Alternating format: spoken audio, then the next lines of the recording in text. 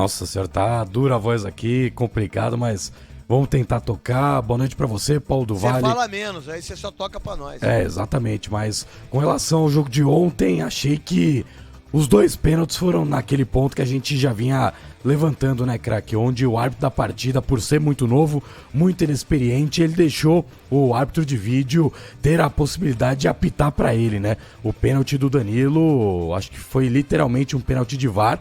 Ter o contato do Gil, mas no lance corrido de jogo eu não teria marcado. Do Roger Guedes a mesma coisa. De resto, um grande jogo das duas equipes, Palmeiras conseguindo mais uma vitória, e desde 1933 o Palmeiras não vencia 3 clássicos consecutivos contra os seus rivais. Mais de 80 anos sem vencer os 3 clássicos seguidos, craque. Então vamos lá, Paulo do Vale, o que você viu desse jogo todo? Qual que é a sua visão? O que você viu do Palmeiras? O que você viu do Corinthians? O que a gente pode falar em relação a isso? Daqui a pouco a gente fala do São Paulo, daqui a pouco a gente fala também de tudo, da Liga dos Campeões. A gente tem muita coisa importante. Eu vi o Chelsea jogar, o Chelsea tá jogando muita bala. Para de roubar bala, hein, meu? Compra bala, velho. 7 Belo.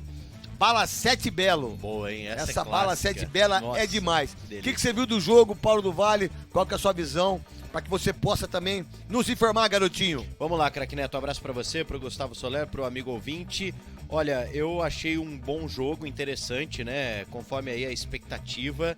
E o Palmeiras mostrando que nada como ter um conjunto em sintonia com o treinador. E fica até a lição pro próprio Corinthians também, de dar sequência de fato pro Vitor Pereira, né? Porque a gente fala muito em continuidade, né, dos trabalhos dos técnicos no Brasil, e claro, né, tem técnico que não faz um bom trabalho e aí o clube precisa intervir e encerrar o ciclo, como aconteceu com o Silvinho, né?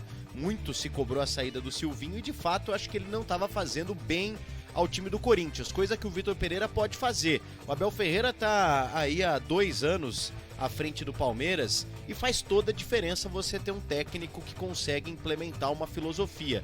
Então que o Vitor Pereira tenha tempo para que um dia, ou daqui 6 meses, daqui 3 meses, o Corinthians possa fazer um jogo melhor contra o Palmeiras, até porque amanhã ou depois a gente não sabe se o Abel vai continuar no Palmeiras, e aí o Palmeiras tem que buscar um técnico que tenha uma convergência de ideias com o Abel Ferreira, um técnico que pense parecido com tudo isso que o Abel vem fazendo, né? Não adianta nada. Tipo assim, quando o Abel chegou, que ninguém o conhecia, mas ele já conhecia a Sociedade Esportiva Palmeiras, o Cebola estava como treinador. O Cebola fez um jogo do mesmo jeito que o Luxemburgo fez, né, na Fortaleza, e perdeu.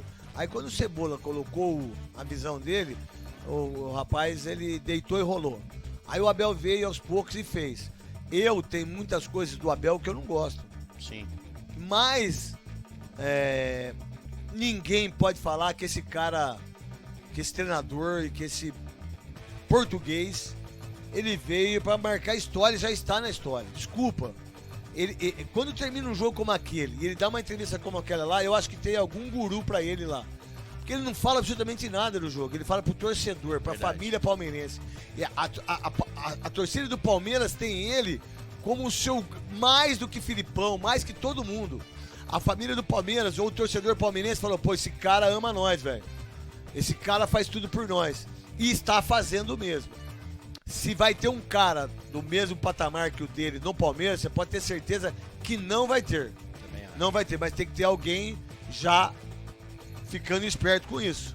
Com ideias parecidas, porque de fato ele conseguiu implementar isso nos últimos tempos do Palmeiras e ontem fez toda a diferença. Um time pronto, um time preparado, que vem de 2 conquistas de Libertadores, 2 disputas do Mundial de Clubes e um técnico em início de trabalho. Então fica a lição pro Corinthians. Aposte na filosofia, aposte no trabalho, porque alguma hora eles vão colher os frutos, né, de uma filosofia boa, que me parece que o Vitor Pereira tem, diferente, inclusive, do próprio Abel Ferreira. E por falar no Abel, essa questão dele com a torcida, ontem ele pediu, né, pro torcedor, criem uma música para quando o Palmeiras estiver numa situação complicada, de apoio. Né? De apoio.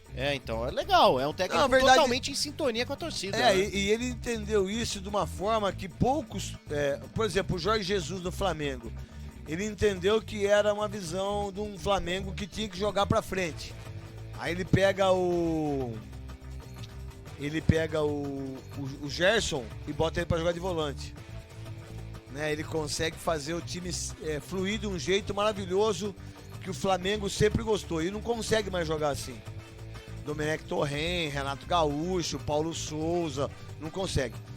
Quando um outro treinador vier pro Palmeiras, no lugar dele, tem que entender como é que eu faço com o Rony, como é que eu faço com o Dudu. Olha a evolução do Dudu, taticamente. O Dudu era mimadinho, o Dudu brigava de uma certa maneira. Eu sempre fui fã desse menino, né? Abaixa um pouquinho o retorno pra nós aí da música aí. Ih, obrigado. Aí, o que mais me impressionou é que o Dudu foi lá para a Arábia por causa dos problemas pessoais dele e fez gol pra caramba. Ele voltou, cara. O Dudu é outro jogador. Ele melhorou o aspecto tático dele. Se você pegar, por exemplo, vou dar um exemplo bem simples assim pra vocês, que é o Marcos Rocha. Nenhum torcedor do Palmeiras gostava do Marcos Rocha. Nenhum. Do que eu conheço aí na Band, nenhum. E fora também. O Mike, por exemplo, ele vai ficar no Palmeiras pelo jogo que ele fez na final. Né? Então esse cara conseguiu transformar, às vezes, um jogador nota 6 e nota 8. O que o Marcos Rocha fez taticamente ontem foi uma coisa impressionante. O que o Zé Rafael vem fazendo no Palmeiras, e aí, se você pegar o Zé Rafael do Bahia, que fazia gols, e tinha que ser o cara pra decidir, aí você pega um cara que ele volta pra marcar, e que ele joga como segundo volante, e muitas vezes como primeiro, pra dar a chance pro Danilo chegar mais à frente. Pera aí, alguma coisa a gente não pode falar que o Abel Abel é retranqueiro? Mas o que é ser retranqueiro? O que é ser defensivo? Mas quem disse que o Cilinho é ofensivo? Eu trabalhei com o Cilinho, cara, com o seu Tele Santana. O seu Tele Santana, ele era retranqueiro pra caramba. E muito. E muito. O que o Palmeiras faz, vinha atrás, ali na intermediária, que o Cilinho botava cone. Na época do São Paulo, pra que o Miller, pra que o Sidney, pra que o Silas. Eu era reserva do Pita, eu ficava vendo, fazia coletivo, e era impressionante o que voltava pra marcar o time do São Paulo.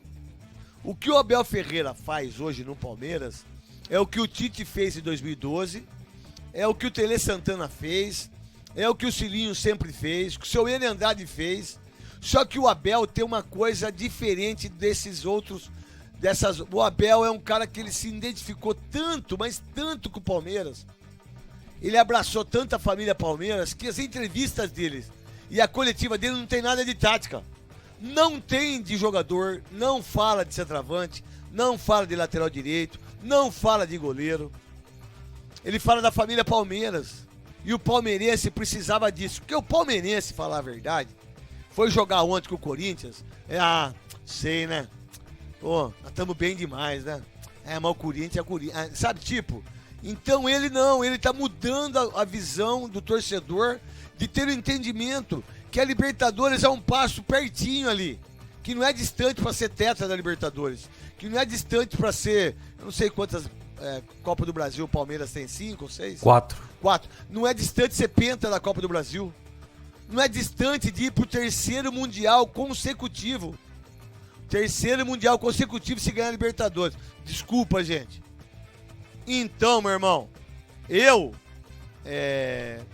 e todo mundo que gosta de futebol tem que aprender com esses caras. E eu tenho certeza absoluta que o Vitor Pereira vai fazer isso. Eu tenho certeza absoluta que o Maurício Barbieri está aprendendo com isso.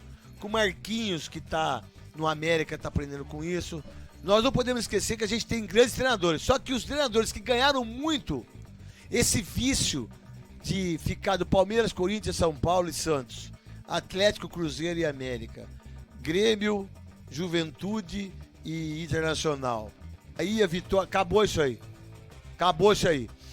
Mas, hein, com a chegada do Abel Ferreira, primeiro com a chegada do Jorge Jesus, depois com a chegada do Abel Ferreira e com a chegada do Vitor Pereira, os empresários portugueses viram uma parada no Brasil que eles não tinham enxergado, que ganha muito bem, que dá para ser campeão, que eu só posso ir em clube grande e que eu abra o meu mercado pra outros lugares, coisas que eles não achavam que poderiam fazer isso aqui.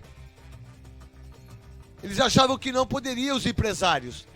Bom, o procurador do Abel, do Vitor Pereira, do Jorge Jesus, no Atlético Mineiro.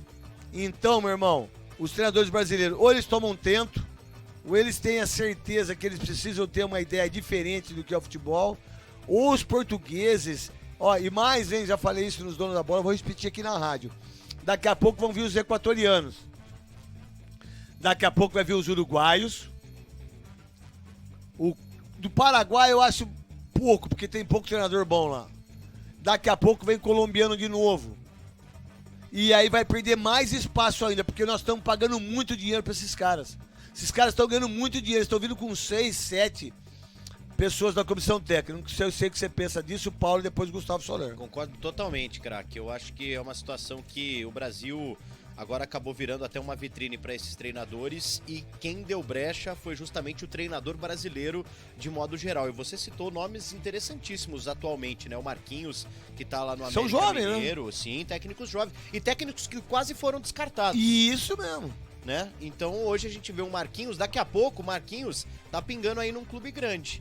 Porque já mostrou no Juventude e agora no América Mineiro que é capaz de fazer um bom trabalho. É um técnico jovem que foi descartado. O Roger Machado foi um técnico jovem que o pessoal acabou descartando também, porque nunca conquistou nenhum título de expressão. Foi bem no Palmeiras, no Atlético, e volta pro Grêmio e ele foi mandado embora. Isso. E sempre muito pressionado, né? É. Sempre com trabalhos voltados pra se ele pressão, perder o né? Grenal agora, Isso. que vai ser domingo, se eu não estiver errado. Sábado, amanhã. Amanhã. Se ele perder o Grenal, é bem capaz dos caras mandarem ele embora lá no Grêmio. Com Exatamente. toda a história dele. Meu